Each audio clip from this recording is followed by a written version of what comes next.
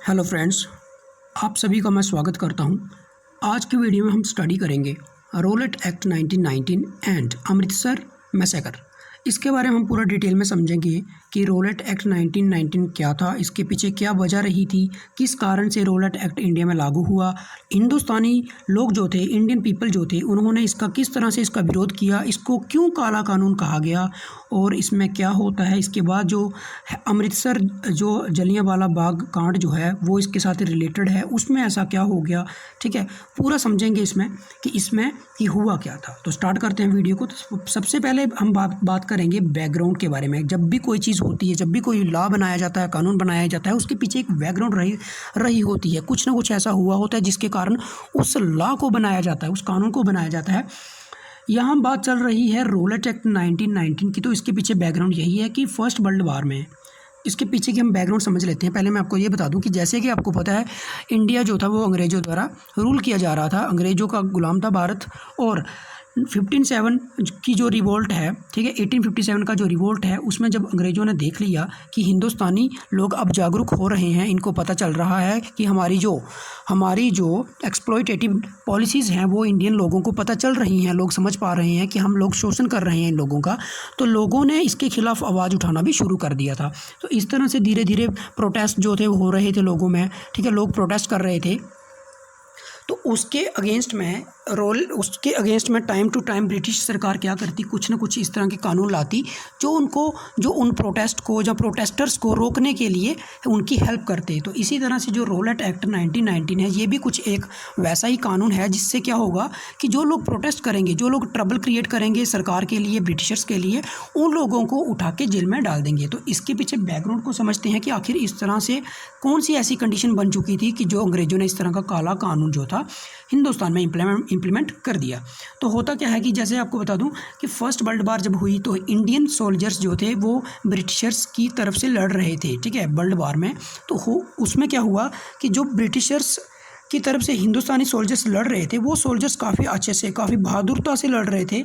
ठीक है, तो एक बात तो क्लियर हो गई थी ब्रिटिशर्स को कि ये जो इंडियन सोल्जर्स हैं ये काफ़ी बहादुर है और काफ़ी बहादुरता से ये लड़ाई लड़ते हैं। तो अगर ये लोग हमारे अगेंस्ट आ गए तो हमारे लिए जो कंडीशन है वो सही नहीं रहेगी, वो आसान नहीं रहेगा हिंदुस्तान में रूल कर पाना। एक चीज़ तो ये थी। दूसरी चीज़ ये थी कि ब्रिटिशर्स चाहते थे कि कोई ऐसी इमरजेंसी पावर्स उनके पास हो जो कि वो उसकी मदद से वो लोगों को रोक सकें, वो उन लोगों को जो ट्रबल मेकर्स हैं उनके लिए। ठीक है, ब्रिटिशर्स चाहते थे कि कोई ऐसी पावर उनके पास आ जाए, कोई एक ऐसा कानून बना दिया जाए जिससे ये जो लोग हैं जो नेशनलिज्म की आवाज़ उठाते हैं, इनको हम उठा के जेल में डाल सकें।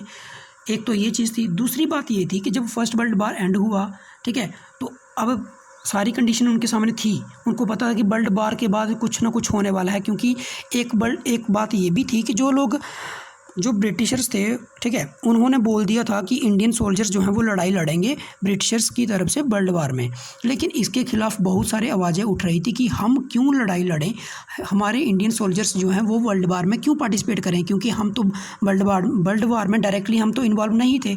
ठीक है, तो इसके पीछे भी लोगों ने काफ़ी प्रोटेस्ट किया। नेशनलिज्म की फीलिंग जो है वो लगातार लोगों में जागरूक होती रही। तो इसलिए अंग्रेज़ों ने क्या किया, 1919 में एक कमेटी बिठाई जिसके चेयरमैन थे, ठीक है, जस्टिस रोलेट, और उन्होंने कुछ स्पेशल प्रोविजंस जो हैं रिकमेंड करी थी इस लॉ को बनाने के लिए। तो इसमें क्या था, इस लॉ को बनाने का मेन मतलब कि इस लॉ को बनाया क्यों जाता है, इस वाई का आंसर है वो यही है कि लोग जो हैं वो मतलब फ्रीडम के लिए लोगों में जो आइडियाज़ हैं फ्रीडम के वो तैयार हो रहे थे, नेशनलिज्म की भावना तैयार हो रही थी। कहीं ना कहीं लोग ये चाहते थे कि हम ये जो फॉरेन पावर्स हैं इससे हमें छुटकारा मिले। इंडियन लोग चाहते थे कि इनसे हमें छुटकारा मिले। इसलिए लोगों ने क्या किया कि लोग आवाज़ उठाना स्टार्ट कर रहे थे। तो उनको लगा कि ये लोग जब आवाज़ उठाएंगे तो कहीं ना कहीं हमारे लिए ये बात जो है सही नहीं है, खतरे की घंटी जो है बज रही थी। तो अंग्रेज़ों ने एक ऐसा कानून जो है वो पास कर दिया जिसका नाम था रोलेट एक्ट। ठीक है, तो फिर उन्होंने क्या किया, अब एक चीज़ और भी थी, ब्रिटिशर्स को इस चीज़ का भी शक था। ब्रिटिशर्स क्या करते थे कि ये कहते थे कि हम जो लोग हैं हम गोरे हैं, और हम मतलब एक थ्योरी बताते थे, उस थ्योरी को मतलब अपने आप को मतलब आप जस्टिफाई करते थे। ये कहते थे कि हम लोग गोरे हैं, हम वाइट हैं, और वाइट मैन वर्डन थ्योरी उस थ्योरी का नाम रखा गया है। उस थ्योरी में ये बताया गया है कि लोग जो ब्रिटिशर्स थे वो कहते थे कि हम लोग गोरे हैं और हमें भगवान ने गोरा इसलिए बनाया है ताकि हम जो काले लोग हैं उनको सभ्य कर सकें, उनको सिविलाइज्ड कर सकें, उन पे रूल कर सकें, उनको सिविलाइज्ड कर सकें, क्योंकि ये जो काले लोग होते हैं ये सिविलाइज्ड नहीं होते। तो वो कुछ इस तरह के तर्क देते थे जो कि बेसलेस थे। ठीक है, लोगों को धीरे धीरे समझ आ रहा था कि ये जो थ्योरी है ये झूठ है, ऐसा कुछ नहीं है। ठीक है, तो एक तो ये था। दूसरी बात ये थी कि जो हमारे सोल्जर्स थे, मैंने आपको पहले ही बताया कि जो इंडियन सोल्जर्स थे वो काफ़ी अच्छे से लड़ाई लड़ रहे थे फर्स्ट वर्ल्ड वार में। तो ये भी खतरे की घंटी थी अंग्रेज़ों के लिए कि कहीं ये सोल्जर्स अगर हमारे अगेंस्ट आ गए तो हमारे लिए रूल कर पाना बहुत ही मुश्किल हो जाएगा। अब हम समझते हैं कि आखिर रोलेट एक्ट क्या था। ठीक है, तो देखिए रोलेट एक्ट क्या था। रोलेट एक्ट में दो बातें या तीन बातें जो हैं वो मैं आपके सामने रखना चाहूँगा, जो कॉमन पॉइंट्स हैं। पहली बात तो ये थी कि विदाउट वारंट किसी भी सस्पेक्ट को, किसी भी इंसान पे शक है तो उसको उठा के जेल में डाल सकते हैं। ठीक है, बिना किसी वारंट के उस आदमी को पता ही नहीं है कि उसका क्राइम क्या है, उसने कौन सी ऐसी गलती कर दी है जिसकी वजह से उसको जेल में डाल दिया गया है।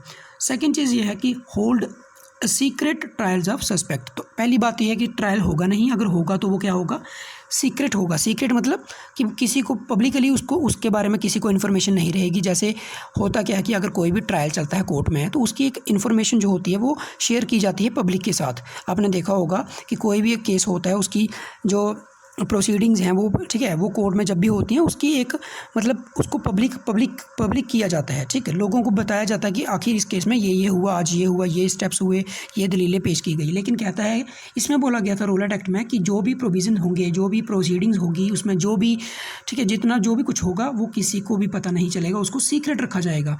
ठीक है, तो मतलब जो आदमी सस्पेक्ट है उसको ना पता ये है कि मेरा गुनाह क्या था, मुझे किस वजह से जेल में डाला गया, जब मुझे अब सज़ा क्या मिलेगी, ये किसी को नहीं पता चलेगा। ठीक है, उसके बाद था कि जो सस्पेक्ट है उसको लॉकअप किया जाएगा। लॉकअप मतलब उसको जेल में डाला जाएगा, जो उसको बंद कर दिया जाएगा कहीं भी। ठीक है, तो मतलब ये चीज़ें जो थी उसमें मेन थी पॉइंट। ठीक है, तो रोलेट एक्ट 1919 में, ठीक है, 1919 में रोलेट एक्ट जो था इसको पास कर दिया जाता है, इम्प्लीमेंट कर दिया जाता है इंडिया में। इसके बावजूद कि लोग बहुत सारा इसके अगेंस्ट बोल रहे थे, इसके खिलाफ बहुत सारे प्रोटेस्ट इंडिया में हो रहे थे, उसके बावजूद भी इसको लागू कर दिया गया। अब इसके बाद आता है कि इंडियन रिस्पॉन्स, कि इंडियन पीपल जो थे उनका रिस्पॉन्स क्या रहा था।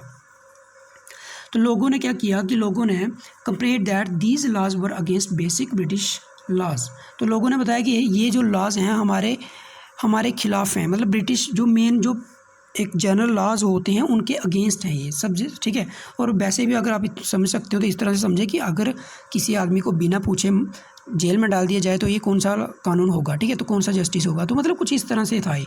तो लोगों ने इसलिए इसका रिस्पांस क्या था, इंडियन का रिस्पांस पहला यही था कि लोगों ने बोला कि ये हमारे अगेंस्ट है। दूसरी बात ये कि हुई कि जो जिन्ना थे उन्होंने रिज़ाइन कर दिया लेजिस्लेटिव काउंसिल से। ठीक है, लेजिस्लेटिव काउंसिल का मेंबर थे जिन्ना, उन्होंने वहाँ से रिज़ाइन कर दिया, ठीक, इसके अगेंस्ट में। फिर उसके बाद बोला, ठीक है, उसके बाद गांधी रोज एज नेशनलिस्ट लीडर। तो इसके बाद जो है गांधी एमर्ज होते हैं एक नेशनलिस्ट लीडर, क्योंकि आपने देखा होगा रोलेट एक्ट के बाद क्या होता था, इसके विरोध में एक दो और जो हैं वो आंदोलन जो है भारतीय द्वारा किए जाते हैं, जिसमें खिलाफत आंदोलन हो गया, ठीक है, नॉन कोऑपरेशन मूवमेंट जिसको बोलते हैं वो हो गया, सिविल डिसोबीडियंस हो गया। तो मतलब इसके बाद महात्मा गांधी जो थे एक इंडियन लीडर, ठीक है, भारतीय नेता बन के सामने आए थे, नेशनल मतलब फ्रीडम फाइटर बन के सामने आए थे, नेशनलिस्ट लीडर बन के सामने आए थे। अब हुआ कब था, तो इसकी डेट याद रखिए, पेपर में पूछ लेते हैं। तो इसकी डेट है 13 अप्रैल 1919, संडे था उस दिन। उस दिन क्या हुआ था, अमृतसर मैसेकर हुआ था। ठीक है, किलिंग एट द बाग, जलियांवाले बाग में ये कांड हुआ था। तो इसमें काफ़ी सारे लोग जो थे वो मारे गए थे। अब हुआ कहाँ था, ये तो ये बता दिया मैंने, अमृतसर, जलियांवाला बाग जगह का नाम है, आपने देखा होगा। ठीक है, बैकग्राउंड क्या थी अब इसकी जलियांवाले बाग की, कि इसमें ऐसा क्या हो गया कि जलियांवाला कांड जो हो वो हुआ था। ठीक है, तो Gandhi ji organize demonstration and strike across India to protest against the Rowlatt act. जो रोलेट एक्ट जिसको हम ब्लैक एक्ट बोला गया है, ठीक है। तो लोगों ने इसके खिलाफ स्ट्राइक करी, डिमॉन्स्ट्रेशन करी, प्रोटेस्ट किया सरकार के खिलाफ। इस रोलेट एक्ट के खिलाफ प्रोटेस्ट पूरे इंडिया में चलने स्टार्ट हो गया था, ठीक है। इट इन्वॉल्व वायलेंस, और इसमें बड़े सारे लोग वायलेंस भी कर रहे थे, मतलब इसमें लोग परेशान थे, लोगों ने इसके प्रोटेस्ट में वायलेंस करना स्टार्ट कर दिया, ठीक है। लेकिन गांधी जी चाहते थे कि जो डिमॉन्स्ट्रेशन है वो पीसफुल रहनी चाहिए, ठीक है। फिर उसके बाद क्या होता है कि वायलेंस अमृतसर में भी होती है। 3 यूरोपियन बैंक मैनेजर्स जो थे उनका मर्डर किया जाता है लोगों द्वारा। British lost control. तो पंजाब में क्या होता है कि जो तो जलियांवाले बाग में क्या होता है कि 10,000 लोग इकट्ठे होते हैं, ठीक है। और वहाँ पे क्या होता है कि इसके पीछे एक और बैकग्राउंड ये रही थी कि जब ये जो जलियांवाला बाग मैसेकर होता है उसके पीछे मेन वजह क्या थी कि लोग जो हैं जलियांवाले बाग में इकट्ठा होते हैं। वहाँ पे क्यों इकट्ठा होते हैं? क्योंकि डॉक्टर सैफुद्दीन किचलू और डॉक्टर सत्यपाल, ठीक है, डॉक्टर सैफुद्दीन किचलू और डॉक्टर सत्यपाल, इनको 10 अप्रैल 1919 को इनको अंडर रॉलेट एक्ट गिरफ्तार किया जाता है, ठीक है। गिरफ्तार किया जाता है पंजाब में, ठीक है। किस लिए? कि ये लोग दंगा फैलाने में या फिर लोगों को भड़का रहे हैं, इसलिए इन दोनों नेशनलिस्ट लीडर को गिरफ्तार कर दिया जाता है। उसके बाद क्या होता है कि लोग जलियांवाले बाग में इकट्ठा होते हैं, ठीक है, इसके खिलाफ प्रदर्शन करने के लिए। तो फिर वहाँ पे क्या होता है कि 10,000 लोग जो हैं इकट्ठे हो जाते हैं। तो गवर्नर जनरल, जिसको हम लेफ्टिनेंट गवर्नर बोलते हैं, लेफ्टिनेंट गवर्नर जो पंजाब के थे जिनका नाम था ओ डॉयर, ठीक है, इन्होंने क्या किया, called 50 troops under brigadier general Reginald E.H. Dyer, ठीक है। तो मतलब जिनका नाम है डायर, ठीक है, जनरल डायर जिनको बोलते हैं।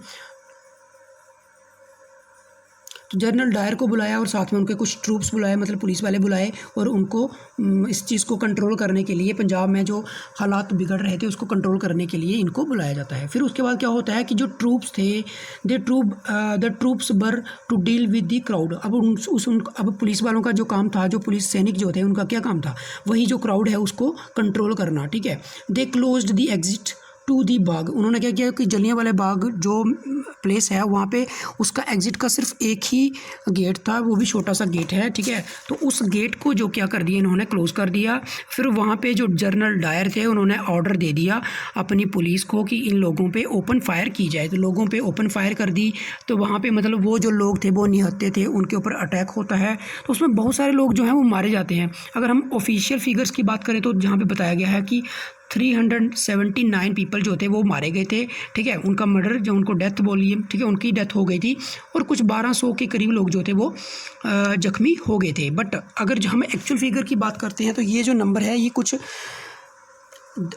1000 या 2000 के करीब लोग हैं जो मारे गए थे। तो अगर हम ऐसे बात करें तो ये लगभग अब 1580 के करीब जो थे लोग मारे गए हैं, ये हमारी इंडियन पीपल के अकॉर्डिंग, ठीक है। 1580 के लोग जो हैं, इतने लोग जो हैं वो वहाँ पे मारे जाते हैं। अब इसके बाद क्या होता है, रिस्पांस आफ्टर द इवेंट। जब ये इवेंट हो जाता है, जलियांवाला कांड हो जाता है, उसके बाद इंडियन पीपल का क्या रिस्पॉन्स रहा था। तो इसके बाद मतलब अब आप इसके बाद बहुत सारे वायलेंस होती है, ठीक है। मतलब जगह जगह हिंदुस्तान में क्या होता है, वायलेंस होना स्टार्ट हो जाता है। लोग अंग्रेज़ों को मारना स्टार्ट कर देते हैं, पीटना स्टार्ट कर देते हैं जहाँ पे वो मिलते हैं, ठीक है। तो कुछ इस तरह से होता है। उसके बाद ब्रिटिशर्स का एक्शन क्या रहता है इसके खिलाफ। तो ब्रिटिश क्या करते हैं कि स्ट्रिक्ट एक्शन लेते हैं, मतलब लोगों पर क्या करते हैं, बॉम्ब फेंकना स्टार्ट कर देते हैं एयरप्लेन से, ठीक है। मतलब उनके ऊपर मतलब अत्याचार पे अत्याचार होना स्टार्ट हो जाता है। 15 अप्रैल 1919 को क्या होता है कि पंजाब में मार्शल लॉ, जिसको हम आर्मी रूल कहते हैं, वो लगा दिया जाता है, ठीक है। मार्शल लॉ जिसको हम कहते हैं, इमरजेंसी कह सकते हैं आप, कि वो वहाँ पे लगा दिया जाता है, ठीक।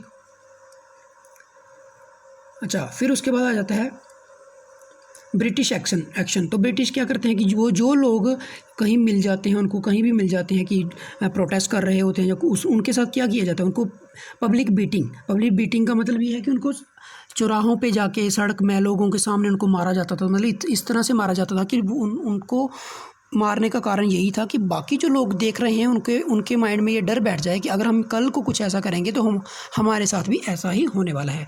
जो स्टूडेंट थे, लेक्चरर थे, उनको पकड़ के उनको भी जेल में डाल रहे थे वो, मतलब इस तरह के काम कर रहे थे, ठीक है।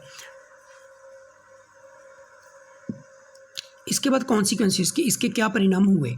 इसके बाद क्या होता है कि इस एक्ट के बाद, इस पहले ये जो रॉलेट एक्ट आता है, फिर उसके बाद क्या होता है कि फिर उसके बाद जलियांवाला कांड होता है। उसके बाद क्या होता है, उसके बाद मेन जो कॉन्सिक्वेंसेस हैं इंडियन और ब्रिटिश दोनों के साइड में क्या रहते हैं, वो ये होता है कि जो रिलेशनशिप है थोड़ा बहुत इंडियन और ब्रिटिशर्स का, वो मतलब इस तरह से बहुत परमानेंटली डैमेज हो जाता है, वो ख़राब हो जाता है, मतलब रिलेशन बहुत ही बिगड़ जाते हैं दोनों तरफ से।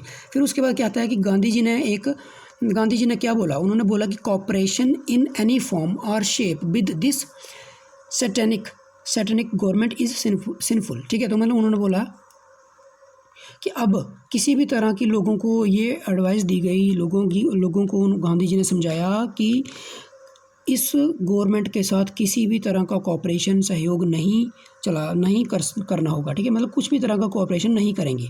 ठीक, नेशनलिस्ट मूवमेंट जो थे वो मतलब बढ़ते गए। Far more people now wanted end of crown rule. तो ठीक है, बहुत सारे लोग जो थे वो अब चाहते थे कि अब हमें आज़ादी मिले, ये जो क्राउन रूल है इसको ख़त्म करना चाहते थे। तो ये था इसका मेन था। इस लेक्चर में हमने यही समझा कि रॉलेट एक्ट क्या था, और उसके साथ एक घटना जो जुड़ी हुई है वो है जलियांवाला बाग हत्याकांड, जिसको मैसेकर बोला जाता है। 13 अप्रैल 1919 को जलियांवाला बाग अमृतसर जगह में ये होता है। ठीक है, तो इसको हमने समझा, पूरे लेक्चर को हमने समझा, अच्छे से समझा। अगर कोई भी आपको किसी भी तरह की कोई प्रॉब्लम आती है तो नीचे कमेंट सेक्शन में लिख दीजिए। मिलते हैं नेक्स्ट वीडियो में। Thank you.